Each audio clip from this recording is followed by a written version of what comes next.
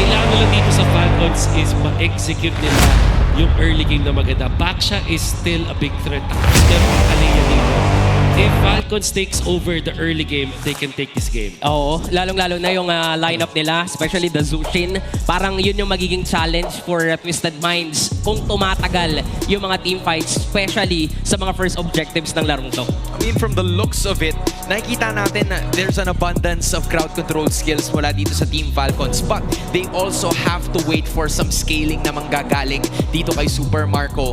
And, you know, that's could be the same thing para naman sa Twisted Minds because Moscow din naman ang hihintayin nila. Pero nakita natin yan ng first match. That's quite the combination na ginawa ng ilan sa ating mga teams to make this happen. But this is gonna be the first game of the second series. We're talking about possible redemption para sa Team Falcons or possible repeat of history na ginawa ng Twisted Minds during the first round na nagkita sila. This is gonna be game number 1. Ganda nung ginawa nila nung first meet-up, 'di ba? Talagang pinakita ng mga rising rookies na kaya nila makipagsabayan against the veterans. Pero dito yung dito yung simula and dito yung challenge nila. Lalong-lalo na kaya ba nilang panindigan yung ginawa nila noon? I mean, you're looking at it right now in the MPL builds. Yeah. Nothing really special. Siguro yung pinaka dito, is yung option dito ni Nosha to go for the Master Assassin. Laging choice yung second emblem sa mga gold laners. When magpapakunat ka ba with tenacity or kukuha ka ba ng damage. Minsan may mga nagwe-weapon master pa, but in Nosha's case, he chose to go for damage. So makikipagsabayan siya dito kay Super Marco in the gold lane. Alam mo, nagagawa lang yun ng mga gold laners kapag matindi talaga silang mga gold laners. Pero sa taas, matindi rin na nagpo-poke na agad dito ang Twisted Minds. Literal na gusto nilang kunin yung early game. Ben, patindihan kasi ang laban dito eh. Diba? Yan nga yung sinabi nila from way before na dapat wala ka talagang sinasamba dito. Wala. You have to give them the same amount of preparation na ibinibigay mo on the rest of the teams. And Team Falcons, considering that they're at the bottom of the standings, mas gigil sila lalo na makabawi, showcasing what they're made of. Considering that this lineup was world champions, pero teka lang, ayun na! First blood secured! Mula dito sa idol ng mga kids, makukuha ng Falcons ang unang dugo sa laban. That's the strength of the Jushin kapag na-stackan ka na nga talaga, and Ogwin helping in that scenario. Obviously, nandun din ang presence ni Caltizi dun sa pagtulong nila sa pag-clear ng waves. Etong si Sean, kinailangan pag lumalim dun sa lane before that, and now that allowed Ogwin to get level 4 bago mag-start itong turtle natin. Very dream situation para sa Team Falcons ngayon. Ogwen having at least 2 or 3 in terms of MVP games para sa kanya ngayon. Pero Team Falcons talaga sinisimulan na itong Lord. Lamang sila sa pestuhan dito. Tataroon na si Flap dun sa likuran. Si MP ang nakita. Retrihan! Masesecure pa rin ni Caltizi yung turtle. Ang kaso nga lang, mukhang delikado mga buhay nila kasi ini-isa-isa sila ngayon ng Twisted Minds. Nosha is here. Present na siya ngayon. Makakasecure sila ng 3 kapalit lamang ng buhay ni MP. And that is how you return Twisted Minds introducing themselves in this game. And Nosha proving to us na talaga when it comes to gold laners, siya ang top when it comes to the kills. Nakakuha agad dito ng assist at isa pang kill, eventually inflating kung ano mang merong gold siya dito over Super Marco. Tandaan, ang nakuha nating gold ngayon sa ating new patch ay reduced na paggaling sa minions at sa creeps. Pero paggaling yan sa kills and assists, hindi yan nabawasan. That means that this is your way to get back into the game. Alam natin ang Granger, nakakatakot talaga when it comes to farming. Kaya mag-double lane, and expanding rivers allows for that. Pero kung makakuha dito si Nosha ng tuloy-tuloy na kills at assists, makakahabol siya in terms of gold. You know, no wonder na sobrang dami nating team fights na nakikita ngayon in the current patch, right? Usually, all of these teams, especially pag nasa Pilipinas ka, they're very calculated. They wait for those risks to happen. Pero ngayon iba minsan pag may nasisipat ka, that's 30 extra gold. Tapos pwede mo nang banatan hanggat maaari. Lalaban ka kaagad, magpapakita agad actually yung mga roamers ngayon para sila din pumaldo, hindi lang yung mga gold laners. Kaya yung ginagawa dito ni Ogwin, walking CCTV talaga. And yun yun yung strength ng isang Grak against a Kalea, na si Kaloy naman on the other hand, na gusto niya kasi makasurpresa at makagulat. Yeah. The thing with this Kalea is it's a really good roamer choice kasi meron kang sustain, na heal mo yung mga tropa pips mo. Tapos meron ka pang dalawang source ng lockdown na masakit talaga. You have your knock-up, tapos meron ka pang tsunami slam. Ang dami mong choices na sa isang long team fight. Imagine yung nakita natin turtle fight. Relatively matagal yon yung team fight na yun because they waited for the turtle to have the retribution.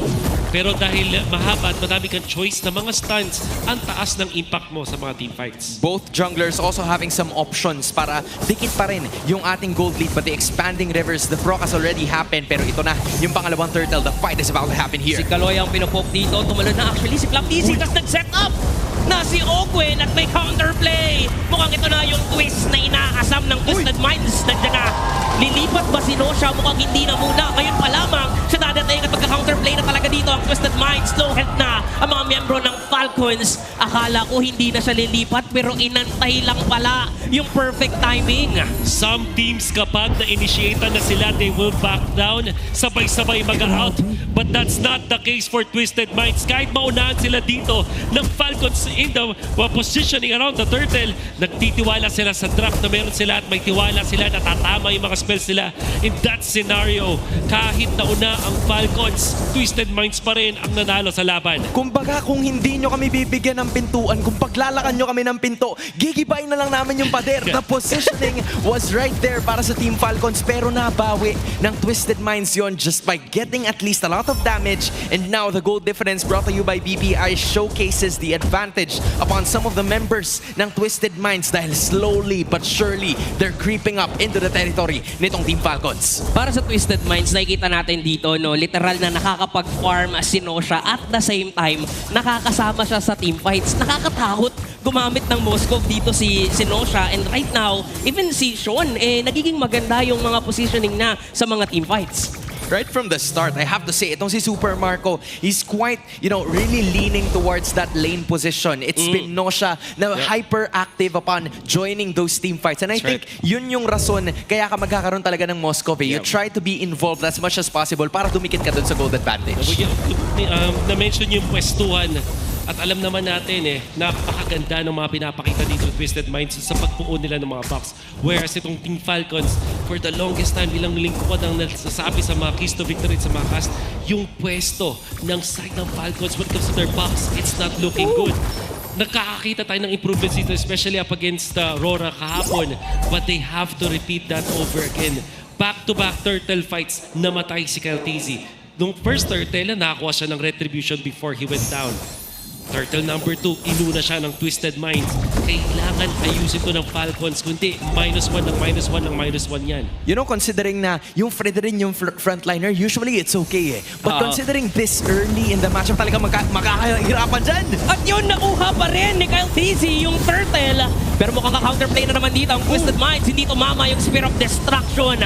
Lugi sa isang miyembro dito ang Twisted Minds, pero hindi nabali yun kasi enough naman yung damage output nila. May setup mula kay Ogwen sa may flicker out, pero makakabutan pa rin siya ni Lansu dun sa likuran. Pero mamamatay din siya after nun. But still, para sa Twisted, nakaka-free farm si Nosha. Yun nga just look at those answers. Turtle para sa Falcons, and then right after that, may babawi naman sa baba, Twisted Minds. Yeah, nakit si Twisted Minds, parang sobrang natural sa kanila yung ganong klaseng team fights. Lansu jumping to the backlines, tapos habang sinimulan nila yung turtle fight, sinimulan din ni Nosha yung pag-split push na doon. Hindi nga siya sumipat dito. Tingin ko added factor din yun para sa Falcons. Hinihintay nila yung sibat coming out from Nosha kung di nila alam kung pupunta ba dun sa laban o hindi. At syempre, ang sobrang notable dyan. Uy, may set up. May set up dito kay Kyle TZ. Sabay, bawi. Nosha dun sa likuran. Naka-flicker. Kaso lang siya yung pinupunterya dito ng Falcons. Pero mamamatay muna si Flap TZ. Same with Nosha. Mukhang ito na yata yung inaasama ng team of Falcons para sa control. Free hit si Super Makmak. Killing spree na siya ngayon. And that is a clean wipeout secured para sa Falcons. No one left para sa Twisted Minds, and this is a chance para sa Falcons na kumuha palalo ng lupa. And a most notable na minimension natin kanina is yung box This time, finally, Falcons. Napaganda ng pagkakapwesto ng kanilang mga pyesa. You can see Flap TZ going for Sean immediately. Pero nung nakita nilang tumama yung sibat ng Falcons, immediate yung reaction nila. Nag-grouping up together. Talagang nahabol ko yung isa't isa. Saving etong si Few at si Super Marco. And of course, nandun si Flap TZ for that one. Ogwen hanging on dun sa kanyang tech charge at the right moment. At dahil dikit-dikit yung mga members ng Twisted Minds katabi yung isang pader na yon, ginawang yelo ang Twisted Minds. Saka literal na Binasag sa pader. naging bodyguards din eh. Yung mga frontliners dito ng Falcons, meron namang aksyon, meron namang laban. Si Lanzo muna yung mamamatay dito sa side ng Twisted Minds. Merong appraiser shot mula kay Kaloy, mamamatay na siya ngayon. At si Sean, low health na rin siya. Lalayo na muna ang Twisted Minds and Falcons. Pwede na nilang kunin yung Lord. They're looking to solo the situation ngayon at wala na silang iba pang nakikita because the Baksha is away. Pero nandoon sa taas itong Sinosha para kahit papaano may trade, but this is gonna be a major win para sa Team Falcons as they get a Lord para mas lalo pang mapaigting ang kanilang kalamangan. Pero teka lang, Sinosha na naman! 3 versus 1. Actually, 2 versus 1 nga lang yun, pero dumating pa si Ogwen. Alam mo, napagod na sila eh. Kakapush ni Nosha eh. Kanina pa siya nandun na medyo hindi siya napapakialaman. So medyo nanawa na ang Team Falcons, di ba? Yan yung kumukulit eh. And actually, kung gusto kong balikan, kung meron pang konting speed boost from the expanding rivers, again, after ma-retry or makuha ng mga neutral objectives, meron ka pang 30-second window afterwards. Hindi lang siya nadagdagan dun sa mga, yung laki ng river mismo, pero pati yung duration ng river flow tumataas na rin. So, that could have been the reason why Nosha was punished during that moment. But it seems like Falcons, naging handa na sila this time.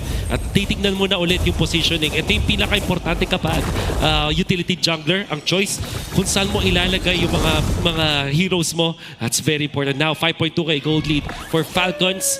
They are gonna be knocking on the doors of Twisted Minds. That's gonna be the conceal. Flap TZ kind of using there, pero mababaliktad pa yata ito. Tsunami Slam against Flap TZ.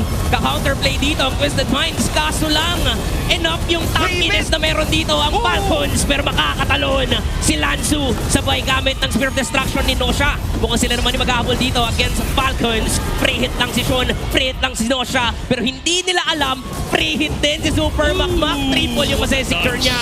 At ngayon, lalayo na rin mismo ang Twisted Minds kasi sobrang free hit na si Super Marco. 80 stacks na yung Skypiercer niya. Nagkahitan yung dalawa, men. Isipin mo, Nosha, Super Marco. Nasa likod lang sila ng kuya nila. Sige kuya, baratan mo, baratan mo. And in the end, wala naman masyado nangyari except for those gold laners getting their kills. They get the kills but they did force out yung mga battle spells. Yun naman din yung importante dito. As Ogwen had to use his, nandun din si Few. On the other side, si Nosha lang naman yung nagpa-flicker doon. Of course, si Lanzo, importante pa rin yan. So you would expect etong dalawang teams natin na hindi muna kukulit kapag pagdating dito sa may neutral objective natin, which is the Lord number 2.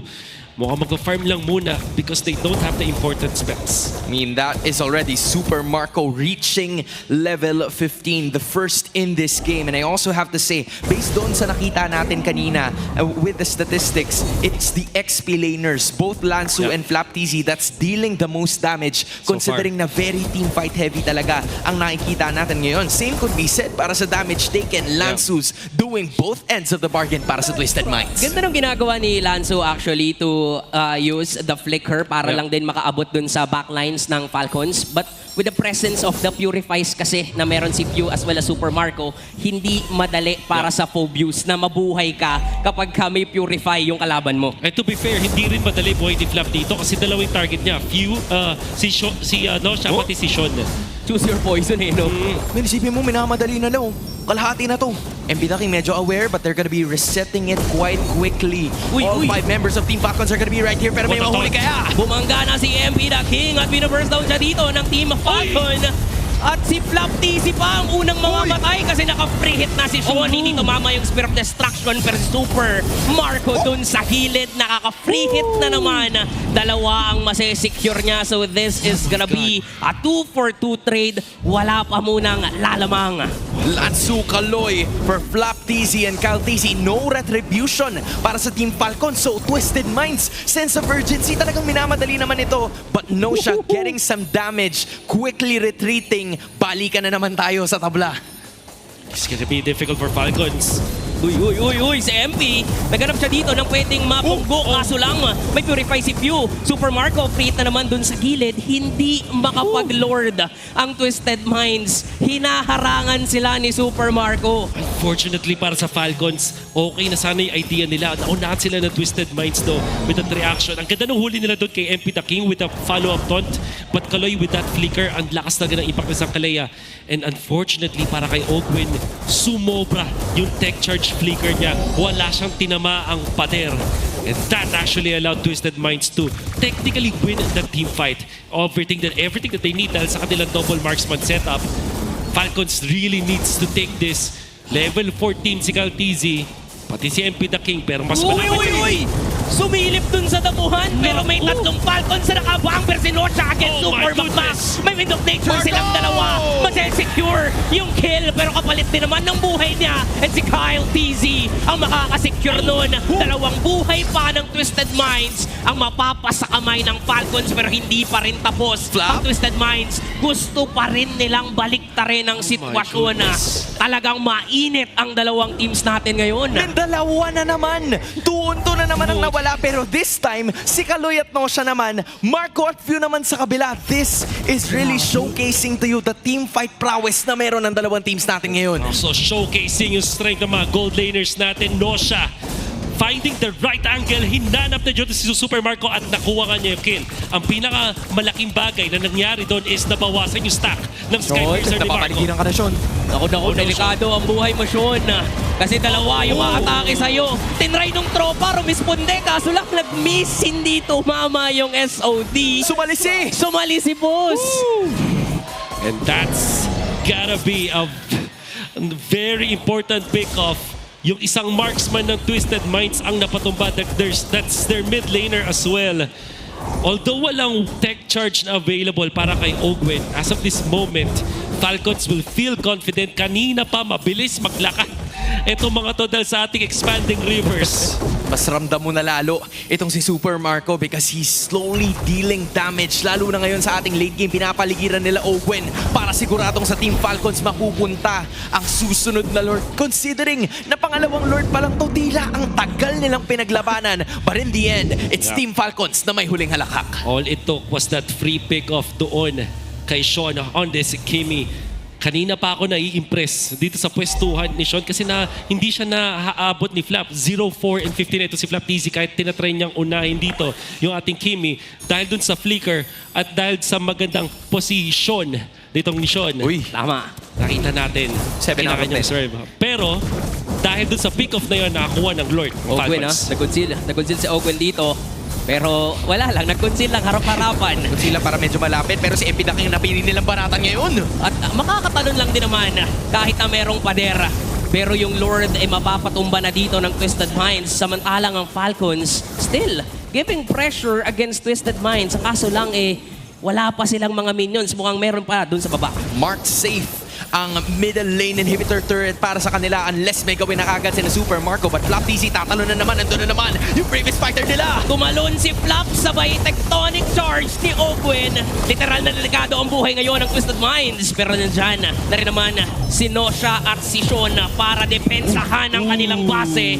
Mapipilitan mag-flicker si Ogwin. So buhay na buhay pa rin ang Twisted Minds. Wolf, I'm quite curious about the situation here kasi si Flap TZ parang inuuna niya yung bravest fighter. Why does he usually do that? That happened around 2 or 3 times now. Oo, nakita natin na pag ini-spam mo na kasi din yung ultimate mo, mas okay na lang din. Kasi mas mahalaga naman yung stun, yung improved na stun mo afterwards. Di ba nababago yung mga spells mo as this lapu-lapu. Wala kang pakialam dun sa big ultimates or whatsoever. Mas mahalaga yung utility na mo from extra dashes, CC immunity, and that follow-up stun. Set up para sa Twisted Minds. Nabalibag na nga si Flap TZ pero nakita sa gilid. Si Nosha pero buhay pa rin siya dito. Kasi nandun yung tropa niyang si Sean. Free hit lang sila. Kung sinong nasa harap pwede nang bigyan. Dalawa na yung makukuha. At makakasecure ng tatlo. Si Sean ngayon, gusto pa yata ng Maniac. Super Marco naman nag-preheat lang. Kaso lang nakuha na ni Nosha yung kill. Pero that is going to be an advantage para sa Twisted Minds. Nasimulan yun ng Twisted Mind. Sean with another position strike to take the lead. What a good initiation coming out from Twisted Minds, knowing na walang flicker doon si Ogwen. Pwedeng-pwede nga talaga silang lumaban. They had the battle spell resource advantage. Endable na Ang tanong, ba? endable pa. Super Marco ha, nagtatago lang sa Magsuspawn yung damo. minions. Babaril siya Okay. dito para lang madepensahan pero may catapult pa rin. nagmamadali Pwede sila. nang mag-tower lock Nagmamadali ngayon. sila. Ang Twisted Minds. Flicker mula kay Flap TZ pero hindi mapipigilan ang pagragasa ng Twisted Minds.